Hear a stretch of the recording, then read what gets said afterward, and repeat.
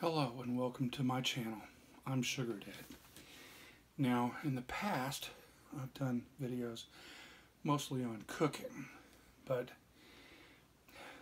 you know what? As much as I love to eat, cooking is kind of overrated.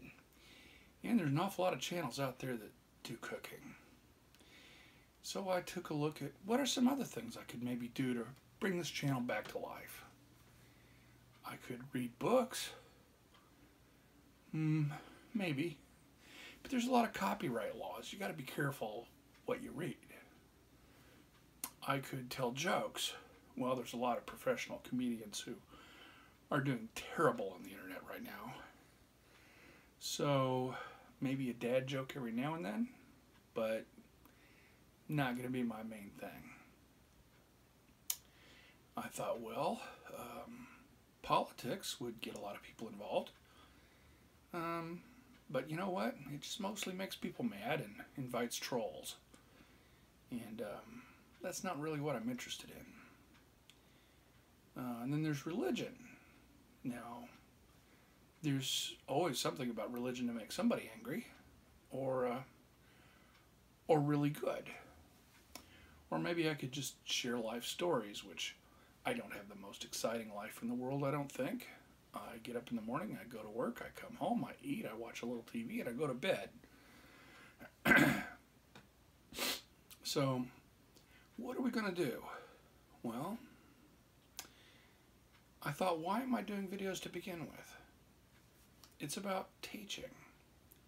And I realized, after thinking about this a little bit, that my wife and I have both been involved in teaching in one capacity or another for a good chunk of our adult lives. And I thought about this, I thought, why in the world would we do this sort of thing? Now, you could be a teacher in any environment. I don't have a degree. I don't, well, I actually have taught at a college level, but not because I had a degree, because I had expertise. And it wasn't in a normal college course, but that's beside the point. What I'm trying to get at here is that there's reasons why people teach, and there's things that make teachers good teachers. And there's a lot of good teachers out there, and they have a lot of different specialties, a lot of different qualities, all different ages. So there's nothing really that makes it be that, except I think there's two things that every good teacher has in common. And these two things, I think, are universal. The first one is that I believe that a good teacher is always learning and always wants to learn and has a passion for learning. First for themselves. And they recognize that if it's, and like any human being, if there's something that you do, you think other people probably ought to do it too, or should like to do it too, just because you like it. You think other people should. It's human nature. So learning, a passion for learning.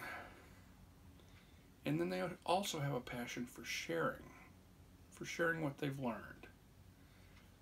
And I think when a teacher feels like they've learned what they're going to learn, they become, instead of becoming a teacher, they become a parrot. And they just keep repeating things that they already know without really learning anything new. That's when a teacher is burned out. But I think a teacher who has passion for what they're teaching will have that passion precisely because they have a passion for learning. And they have a passion for sharing what they've learned. Now, going forward, I plan on doing a few different things with this channel, with this format. And I'm not going to tell you to like and subscribe every time, because you hear that on every channel. And if you don't do it here, that's your choice. But I want to do something different, something fun. So I'm going to read some, and I'm going to cook some, and I'm going to give opinions about different things. And yeah, I'm going to spend some time on religion. Everybody in my family has a different position on this subject, um, and that's great. I think the biggest problem that we as human beings have in talking about this subject is not that we hold different positions and we all think that our position's right, because that's human nature as well. It's that we have a hard time communicating. And we have a hard time communicating because we don't mean the same things, even though we're using the same words. So definitions matter. And so we're going to talk at different times and spend some time on definitions of terms, just so that you understand what it is that I'm saying and what I mean when I say it. Now, I do have a book that I wrote several years ago, and it's a Bible study. It's called Ask James. And anybody watching this who doesn't know my real name, right there it is. You can find this book on Amazon, or you can contact me, and I will give you one. But it was driven by a passion to learn, and it became something I wanted to share because it was a passion I had for sharing, and this comes from this concept I have about teachers and what makes a good teacher.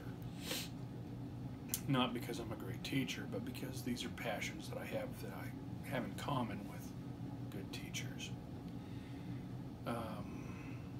Now, the book itself takes a look at a very narrow slice of Scripture and asks a whole bunch of questions.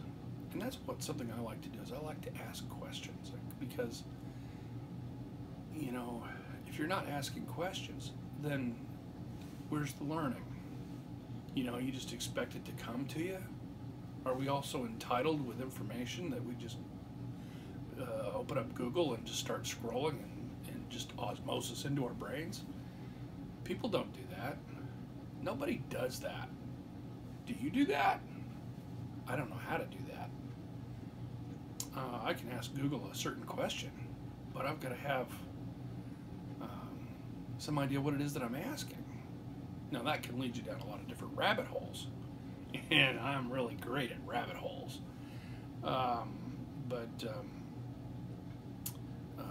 We're going to do this with this book, and we're going to use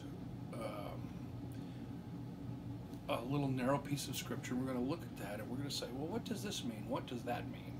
And we're going to ask some questions, and then we're going to learn how to ask questions, because that's really the beginning.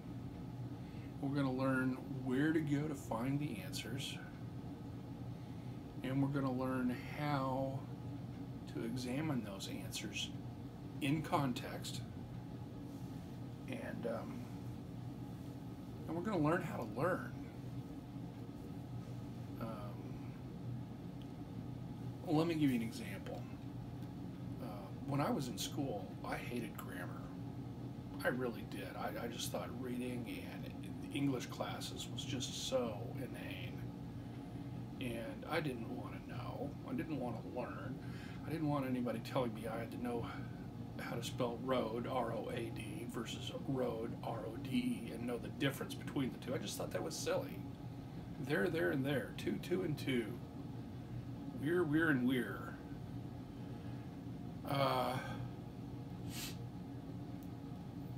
You know, I didn't know why it was important. And on some levels, it's not important. But on another level, it's the nuance, it's the fineness, it's the clarity. It's being able to grasp small and interesting things, like a jeweler who works at a very small level with a glass that he looks at a tiny little diamond.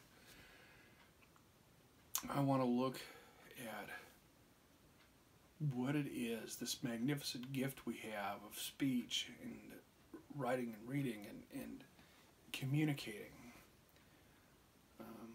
When I was in school, I was always a lot better at math than I was at English, because math made sense. You know, if you take 4 and you take 5 and you put them together, you get 9.